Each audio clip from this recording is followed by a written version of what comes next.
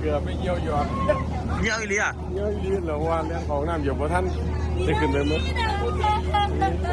เยี่ยวแล้ว ไอ้หนูย่าแตก เยี่ยวจริงเหรอ พ่อคืออย่างนี้คือ ฮะ หนูถอดส้นสูงไม่ทันจนส้นสูงหนูขาด เยี่ยวอีเลีย ไม่มันหยอก แล้วมันแบบเตยลาดปึ๊บหนูอะไรฝ่าแลนไปก่อนวายุยืนอยู่อีกหายไปจะได้สงบสุขสักทีป้าพ่อจ๋าหนูหายไป มาถ่ายคู่รูปคู่หน่อยแล้ว อีบิวเอามาเลยพี่ครับก็ได้หลายยืดอ่ะ นี่ยืนนี่ พ่อ นี่อย่าง แกออกมองเลยนี่บ่เห็นบ่มีตาข้างนึง เอาค่ะไม่ได้เขียนชื่อป๊าป๊า ไม่เป็นไรแกรู้อยู่ จะลง เดือนนี่นี่มันยังไม่ถึงไหน